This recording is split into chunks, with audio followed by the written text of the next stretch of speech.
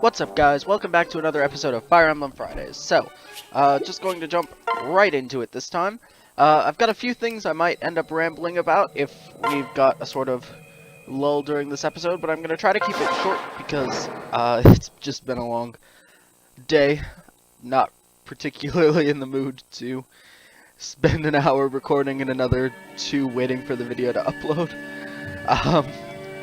But I know I say that basically. Oh, wow. Okay, hang on. I know I say that basically every episode, but I'm going to actually try to cut myself off at about half an hour, 40 minutes this time. Listen. So, this chapter is actually pretty interesting. It's... Oh. Sorry, I don't know if you could hear that. I left my ringer on like a complete moron. But whatever. So, let's see here. Let's... Oh, we actually get more units than we normally do, which means I have to come up with someone decent to fill the slot. And that doesn't really... Saizo doesn't really count for that. Maybe I should recruit another child unit this episode. I don't know. I don't think I have any S supports, so I'd have to probably pull from Nor or just go for one because I felt like it. But I guess we'll leave Saizo in. So this map is pretty interesting because there's a bunch of acid that you have to fight your way through, and the boss has like every breaker skill in the game. I don't think he has Shuriken Breaker though, and there's not one for Dragon Stones, so if you've got that, we'll be fine, but I don't know if we do. Oh wait, we've got Barb Shurikens, yeah, we're good. But that's not the point. Oh, I should probably manage my inventory for a moment before I actually just jump in. Let's just store some of the items we don't really need to be in our inventory, like this Flame Shuriken. Do we have any high magic units with access to Shurikens right now? Because I don't think we do. A pity, I was hoping to have that, Flame Shuriken be useful. Yeah, we've got, let's see, who are our Shuriken users? We've got Rinka, we've got Reina, whose magic is meh. And that's all the Shuriken users we've got right now. I mean, I guess I could promote... Actually, I can't even promote anyone to a butler class. Actually, I don't remember if I checked. What can Felicia reclass into? Nor... Of course she can. Let the memes continue rolling, guys. We still have an army of Norian nobles. Sorry. That's another reason I want to keep this recording short. I've still got the lingering cough that I had last week. But enough of me randomly talking. So, this map, we've got a bunch of Dragon Veins that will deactivate Acid Bog spaces, which will otherwise deal damage to us as we just wait there. It's got a nice number of chests for us to go to, but other than that, it's sort of just a maze with like 1 or 2 breakable walls. I kind of wish they had used this level idea in some of the other routes too. Like, I skipped past it because I have been ignoring the story for the purposes for the purposes of this run, but it's kind of interesting. Iago basically casts some sort of spell because the Fort Dragonfall is made out of basically the ruins of an old fortress. So what he does is he casts a spell that then turns the fortress back into a dragon, and in the process, since we're effectively in its stomach, there's now a bunch of acid, and we have to fight through it and not die. And of course he summons a bunch of faceless because, you know, that's just Birthright. Do we have enough units to pair up everyone? Let's see, 1, 2, 3, 4, I think so? Let's find out. So let's go, I guess, Aboro with Hayato. Let's throw... I suppose these two together, and then...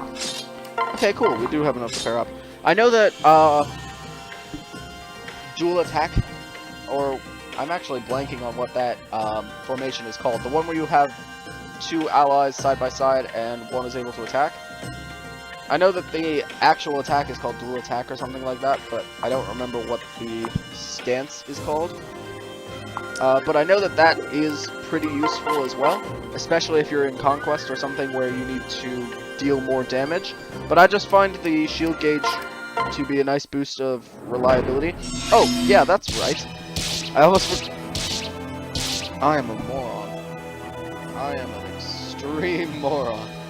I forgot that if I have all my units start on the acid bog, they're all going to take damage.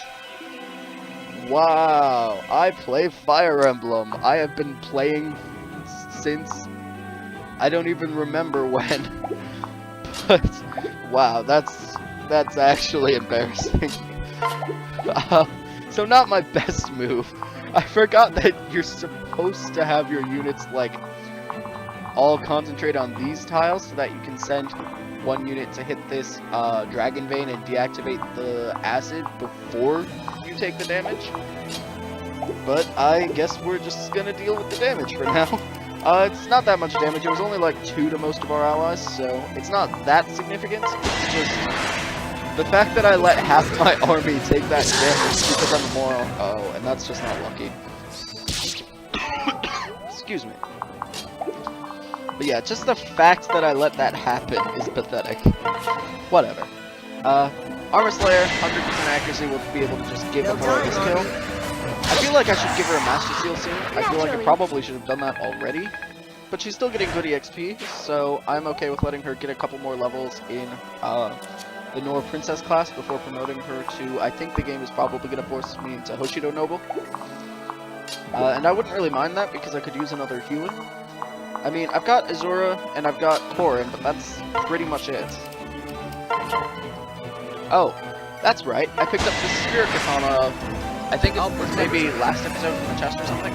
I don't remember when I picked this up, but it's going to be pretty useful this chapter. I think I mentioned it in passing during the last episode, but the Spirit Katana deals bonus damage to faceless enemies, or to like monster enemies, and all the faceless fall into that category, which means we're going to be able to deal effective damage to all of them. And so basically Soleil is going to get a lot of EXP this chapter. Well, I'm kind of trying to do that. Oh, I am sorry. I tried to block that from the microphone, and I think I sent it directly into the microphone. Sorry. I kind of give Soleil a lot of EXP, and I've said the reason why a lot, so I'm not going to get back into that. Atama does decently in this combat. I'm pretty sure that the Faceless in the distance can't attack, so we'll just sort of have him fight off this Faceless in this corner. He won't be taking acid damage, though the Faceless is standing on an acid tile, and I should be careful because I'm pretty sure all the acid in this map potentially spawns Faceless. I don't remember if all of them do, or just some, but obviously, as you saw a few moments ago, at least some of the acid on this map will spawn Faceless to attack us. But that's fine. A couple more Faceless here and there isn't really going to cause us that big of a problem, because frankly, we're handling most of them with extreme ease. Rika probably would have one-shot that first Faceless if we had gotten a crit. Let's go. But unfortunately, it just wasn't in our RNG. I'm not that surprised. I've had a ton of ridiculous luck with the RNG in the past couple episodes, so I'm kind of expecting it to all just crash on me. Alright, so we'll give Soleil this skill here, partially so we can have her get more levels, because, again, one of my favorite characters. And then partially so that we can have our two allies here rush ahead and take out the two Faceless that just spawned. And then, Azura. Long day. Whatever. I can never pronounce things anyway, so it's not really a major thing. But, yeah. So basically, a bunch of things are going to try to spawn here. Unfortunately, it's looking like we can't deactivate that bog right now, so I guess we'll just leave it be. And just, like, have our units wait so that next turn we can rush for the, rush and get the Dragon Man. But as you can see from this combat, Aiden handles these Faceless just fine, and most of the Faceless are pretty weak. Like, if we go back over to the boss in just a second when it's our turn again, and take a look, his stats are actually pretty bad. It's just the fact that he has basically all breaker skills. And because he's got all the breaker skills, there's very limited ways you can attack him. Oh! That was a pretty good growth. I would have liked to see a skill point, or maybe res as well, just because skill and res are both pretty important. Res makes it so that we don't completely get murdered by mages, and skill makes it so that when we eventually get soul and all that stuff, it'll activate more. And it contributes a bit to our accuracy, but no matter. Yeah, we're definitely gonna have a bunch of faceless spawning on top of us, so we better get that Dragon Vein this turn. But that's no problem for us, because we can just have Ike go over, and then we can switch to Azura and have Azura activate the Dragon Vein to get rid of the acid, letting us go through without any problem, and disabling the respawns. So then, let's see, Soleil can attack both as well, so I guess let's have Soleil go here, just one-shot this for the free shield gauge and the XP. Ready for this? Oh, also, Spirit Katana, I know I mentioned this last episode, heals us for 10 health at the start of every turn, so she can kind of just go sit on the acid and not really get affected by it. It's just, most of our other units don't have that, so we do have to still be careful. I'm here. And then of course it's just generally not good practice to leave your units on damaging spaces like that. Sometimes you don't get a choice, sometimes you get a choice and just forget that you had the choice in the first place, like I did earlier this episode. But it's usually best to keep your units as healthy as possible, just as a best practice, because if this was a harder difficulty, I would not want to mess around with taking free damage. That was a good fight. Because even though the Faceless are pretty easy right now, this is normal Birthright, which is, if it were Phoenix mode, it would be the easiest version of Fire Emblem Fates, but it's just normal. Wait, what? What? I forgot that any of these Faceless even had Lock Touch. Okay, well I guess that saves me the trouble of opening the chest myself, because I'm just gonna kill him anyway. I think this is a route the enemy map? No, it's defeat the boss. Okay.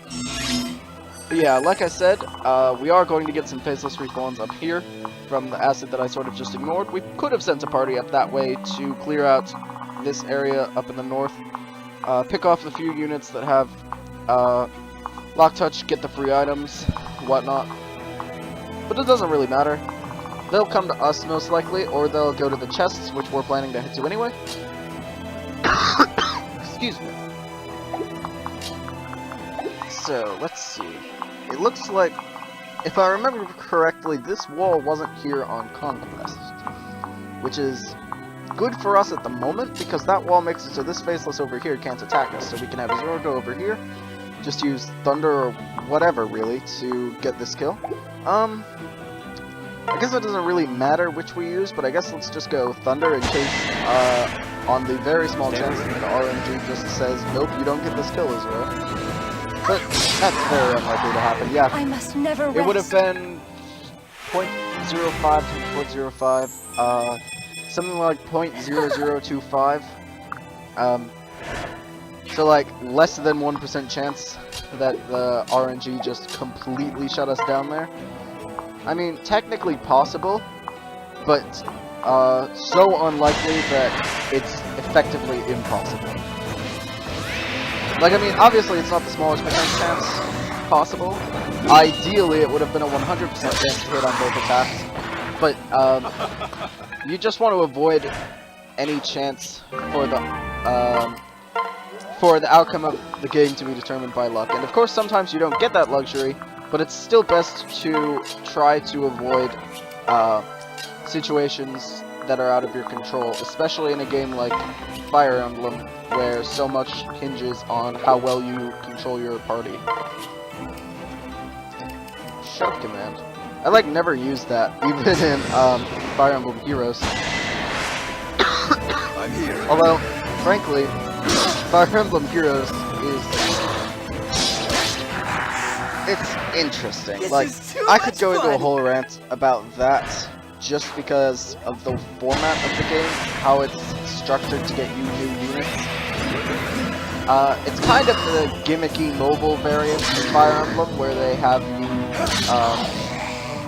have like the potential microtransactions with buying all the orbs that you need to summon things, and like getting orbs that you earn from login bonuses or from winning battles to get units. That's fine, but I really wish that they gave you more choice as to what you got. Like, I've got on one of my accounts like 3 or 4 Eliwoods just sitting in my party roster and one that's already at +1, which means I already merged one Eliwood of the same level with him, and that's not counting. What? Oh, I didn't realize those were acid tiles. Whatever, like I said, it doesn't really matter. But yeah, it's just that they don't give you choice as to what units you get. That gets extremely annoying, because in a game like Fire Emblem, your units make the difference between whether you win or lose. And so not having the ability to directly control that is infuriating. Actually, we should not give Scarlet that kill, considering that she's got max EXP, but we can bring out our chopstick again, which we haven't done in a couple episodes. Extinguished. Extinguished with a piece of what is most likely wood that would catch fire in an instant. Okay. Not sure how that works, Fire Emblem, but we've seen stranger. Excuse me. But yeah, so now since we've got Azura as a mage, we can kind of just pick off enemies through the wall. I guess we'll use the Tiger Spirit just because there's a chance we can get this kill. I don't really care if we don't, because it's more or less just trying to whittle them down before we get there. But we hit those, so that's okay. That's nice. It means we don't have to worry about them in a few turns when they'll probably try to come kill us. And then we can have our, we can have Kaze, our Grey Knight, go over here. I kind of lean towards using the practice katana here so that we get, I don't really care about our defenses because our defense stat is 27, but up to 29 because of defense +2. And I think we get, -3 damage on anything with a terrain effect, so we could theoretically use the acid to our advantage there, but frankly we don't need it. Oh, actually, the Morian Blade has the highest accuracy, it looks like. So yeah, we'll just use that. Get the extra free defense, even though it doesn't appear we need it. I'm slightly concerned about that Pavis skill, though, because I half expected... Oh, wait. Just glancing at... Leave me no choice. Just glancing at it, it doesn't even matter. I mean, we didn't really... Oh. Okay, so... We have won. That's a good example of what I was talking about. So even without Luna, we probably would have not needed either of those skill activations to get that kill. We didn't really need to have Pavis, or we didn't really need to have Luna activate to get that kill. We had enough damage to do it anyway. And then, I'm pretty sure after Pavis, we still would have had enough damage. Excuse me. But yeah, Kaze is still as overpowered as always. This is why I was saying early game that he would become one of our best late game units. Your battle has ended. No, it hasn't, Kaze. Get back out there. You still have about half the map to kill. Because at the moment, it would appear you're getting all the EXP. But at least it means we don't have to worry about losing a Boro for the, I want to say it would be 4th time. I know we lost her 3 times in a row once. I feel like I've lost her again once before or since, but I don't remember. One of these days I should sit down and rewatch my... Leave me no choice. Good. Why am I getting so many Luna triggers? Like, it's practically every other attack. And I know Luna has a pretty good skill activation chance, but still. Excuse me. So yeah, now the Faceless We Ignored are going to try to come kill us. It doesn't really matter. We can actually have Soleil go kill them, just to get the EXP for free. Let's see, do we have any... Ooh, we can have... Oh, no we can't. I was gonna say we can have Azura go get the Dragon Vein down at the bottom right of our screen right now, but I'm pretty sure there's a wall in the way. Whatever. We'll just activate this Dragon Vein, remove the respawns, then we can have... I don't know, Hayato come over here... Oof, maybe not. You know what? YOLO. Let's just try it. Rinka's Club, let's hope for a Death Blow crit. We're gonna win. Oh. Nope. And that's why I didn't use the Great Club, because I figured that we would just miss. But it looks like Azama can get this kill pretty easily, so we'll just have him do that. I don't think we'll really take much damage, and even if we do, we're right next to... well, now we're taking 0 damage, and the Faceless is taking more than its max health in 1 hit. Excuse me. So we're definitely gonna have to promote Azama soon, and I'm pretty sure I should have done that a while ago. And I think I actually was saying I was meaning to, but whatever. So let's just have Kaze kill this Faceless before he gets to the chest. Oh, wait, actually, now that I think about it, I should have let him get to the chest. Maybe we'll get lucky and the 8% chance will stop it. I'll make this quick. Or we'll trigger Luna for like the 12th time. Yep. So, alright, I guess we're bringing in Rinka. I mean, I don't really mind, because it doesn't really take that much effort to just get a chest. It's just my planning was not very good there, as could be said for most of this chapter so far. But no matter. At the moment, Kaze can steamroll basically all the Faceless except the boss, and the boss is literally just because of, oh, we missed an attack. Okay, so this Faceless lives one round.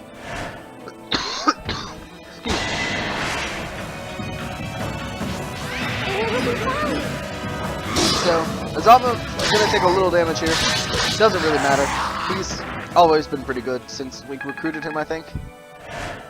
Sakura, on the other hand. And I feel kind of bad for her, because I do like Sakura as a character. And she's normally useful considering that she's your earliest healer, but considering that this is a randomizer, I don't think the game provided us a natural healer.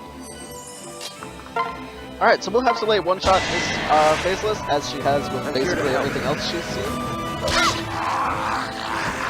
Jeez, it's just the luck of... Well, not quite Soleil. We do have to actually beat the chapter first.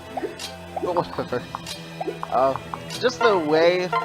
Or just the luck of having a Spirit Katana on hand on a chapter that I forgot it was vital for. I mean, as you've seen with units like Kaze, Aboro even, killing these Faceless isn't really a problem. It's just having a Spirit Katana for bonus damage is never a bad thing. It's like how you don't necessarily need a Beast Killer to beat. I want to say it's chapter 19 of Conquest, the one where you have to raid the Kitsune Hamlet. Well, okay, raid isn't quite the right word with the Conquest story. They kind of ambushed you with an illusion mechanic that was really cool but kind of underused. But yeah, it's kind of like how you don't need a Beast Killer to beat that, but it's suggested just because it makes things easier. So let's just have Azura deactivate this acid. Excuse me. Just so that we don't have to worry about anything from there. And then we'll have Kaze. We don't have any Dragon Vein units to activate that, but we can put him right here, have him get this kill, and then block the other two Faceless from rushing on that way.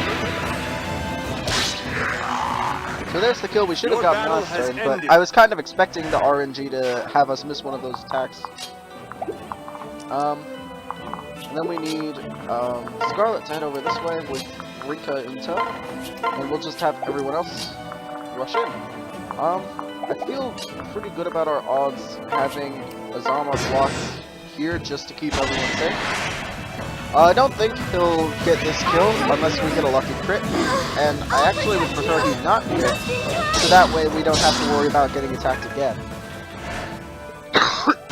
Sorry, excuse me. Alright, so Kaze continues to be completely overpowered. Okay, I need to look at his skill stat after this combat, because frankly it's ridiculous. That's, like, I haven't been keeping track, but I swear that's like half of the combats he's had that he's triggered Luna. But yeah, seriously, let's look at that skill stat. So skill is, what? Skill is 15. How are we getting a 15% chance this often? Whatever, it happened a bunch in previous episodes as well. I guess let's just give Felicia this kill because we can. Excuse me. All taken care of. Yep, so that's some free EXP for her. I also feel like we should promote Felicia soon just to get her the free stats so she can try to compete more. She's kind of falling off a lot right now. We'll have Kaden continue... Oh, actually he got D-rank axes and clubs, so now we can give him an arms scroll after this fight. And because of that, I'll switch over to the bronze lance just to guarantee we get this kill. I'm here. Because like I said, I don't like leaving it up to RNG, even with when it's just a small chance. So yeah, he's not getting much EXP, but we don't really need him to at this point. So we'll have Rinka go over here, get this chest. I have no clue what it is. Boots. Okay, that's actually really good. Boots are one of the... Oh, I should have killed Kaze. Oh well, it won't matter. Excuse me. I guess we'll have Kaze go try to fight the boss. I mean, I'm not sure how well it'll go since that, all those axe breakers are gonna make it a bit tough, axe breakers. And me. No, all those, weapon breaker skills are gonna make it hard to land a hit, but we can still try. I guess let's bring Korin and Soleil over just so that we've got more backups. Oh, 44% chance to hit. That's actually kind of better than I thought it would be. But yeah, he's got a 100% chance of doing 0 damage. Oh my, what is this? Why does this keep happening? We missed, but that's not the point. Why do we keep triggering Luna off of a 14% chance, or off of a 15% chance? I got this. I should title this video, "This is Lunacy," or something like that. Fun. Whatever. So we're just gonna continue soldering. Okay, so let's... This will annoy. Excuse me. Oh wow. Kaden actually took damage from that attack, although he's kind of been taking slight damage from a lot of these attacks. Also, I've been letting him sit on the acid a lot. Alright, so we missed both of our attacks. Oh, we have a feast unit here, who does 0 damage, or not 0 damage, but you know what I mean. Low damage is my point. I guess let's try the parasol. Get the free shield gauge, chance to deal some free shield damage. Oh sure, so we can hit the thing with a parasol, but not with a sword at point blank. Gotta love Fire Emblem logic. Excuse me. Okay, we hit that, that's good. We just need to... Oh no. Okay, good. Good. Because I just realized, if I kill the boss now, then I have royally screwed myself. Because I have not gotten all the chests yet. Okay, so time to do some shenanigans. So basically my plan is, through a series of shenanigans, I'm going to try to give Azura the rescue tome. Rescue it so that Rika is in range to get the chest, and then just go from there. I'm hoping I've got enough range. I haven't checked. Okay, good. So let's rescue. Oh, awesome. It put her in a good place to reach the chest pretty easily. Cerebro. Okay, yeah, that's useful. That was worth using a use of rescue for.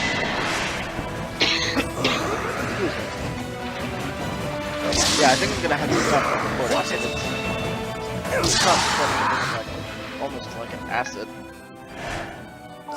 Kind of ironic considering we're in a level where it's basically a bunch of stomach acid is slowly killing us. Oh wow, that's a really bad combat forecast. Let's just have his armor go for this. Sorry, excuse me. I feel like that's kind of the entirety of what we've been doing this chapter, though. Just having Azama and units overpowered units like him kill Faceless. But that's I hate when that happens. You get an EXP gain, and then it's just like 1 point away from a level, and the game's just like, ha ha ha, you know, kill something else, and then we'll fall. Excuse me. So statistically, I think this will get it. Ah, so close. I have no way of knowing that, and that's a meaningless statement, but that's you know what I mean. Okay, Kaden actually can't get this kill. That's surprising. But Steel Strike means no one's gonna take any damage from it, so I don't know. Kaden will pick up the good kill, as usual. And I guess let's have Saizo get this next skill. Oh, dear, that's a lot of respawns, actually. I should try to end this chapter now. I guess let's have Ringo try again with her Barbs again. No turning back now. Excuse me. There we go. Pretty sure that's the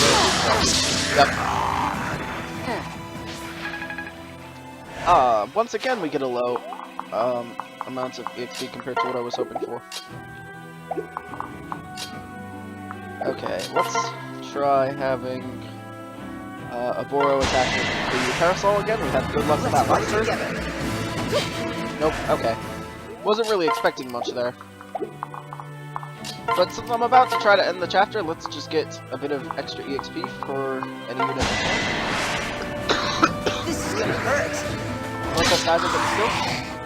Goodbye. Pretty easily. And there's a level, that's always good. What did he get?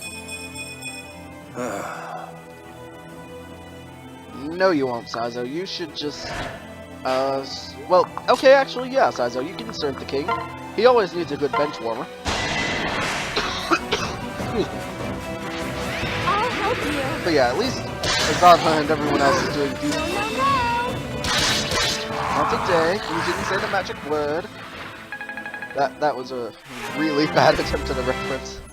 But whatever. Yeah, that's not a very good growth. I'm kind of with you on that one, Azama. Alright, but let's try to have Lucina get the skill, and it looks like she can. I mean, there's a pretty good chance she'll take like half her health and damage, but she should be able to... Oh. Just do that again. Excuse me. Alright. So I believe that's the chapter.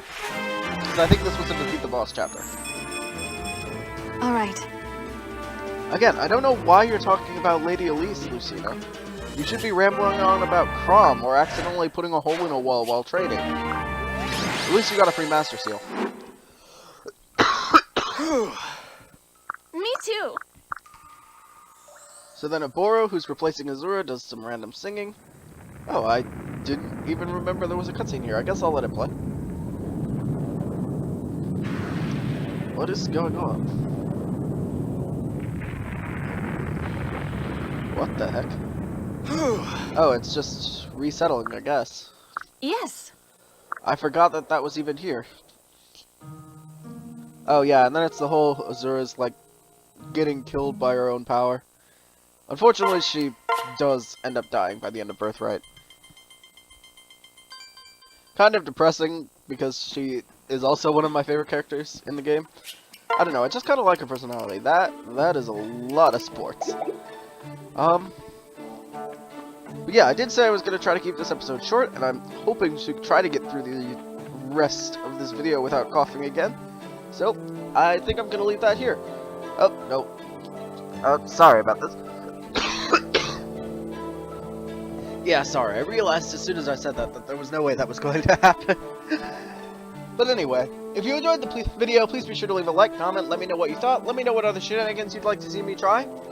Let me know what you think of the new Nintendo 2DS XL that was announced yesterday. Well, I should say yesterday at the time of recording, that is. Because I'm recording this the day after it was announced. Personally, myself, I think it's kind of a waste. I mean, Nintendo just created the Switch, which seems as though it's bringing the end of the 3DS's life cycle as well. And yet here they are with a new trailer for, well, I shouldn't say trailer. I guess, well, reveal? I don't even know if they call it a trailer. A new reveal video, I guess we'll just go with. I think it might actually be called a trailer, but semantics aren't really important right now. They come out with a video. Oh, sorry. This is why I'm trying to keep this episode short.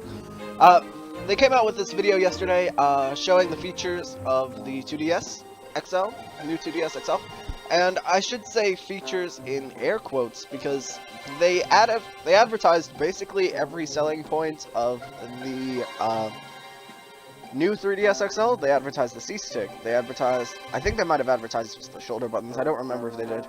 I know they advertised the NFC reader in the screen, extra processing power, the screen size, etc. Basically, everything that the new 3DS XL did is what the new 2DS XL did, except without the 3D and at like $50 cheaper, which price drops are fine if you're on a budget looking for a kid who might not treat the system with as much care as someone else. A cheaper system is fine. That's all well and good. I just think that it's A, unoriginal, and B, unnecessary, since the Switch seems as though it should be bringing about the end of the 3DS's life cycle. Although I will say that it's personally encouraging for me, just because I really like the 3DS systems, and I'm glad to see that they're not abandoning it like Sony did the PS Vita. So, basically the only good thing I got out of that trailer was that they're not quite ready to let the 3DS die, which is nice because pretty recently I got this capture card, but even if the 3DS life cycle ends in like the next year, I'm still probably going to be doing 3DS game videos. Excuse me. But yeah, so that'll be it for this video. Have a good day.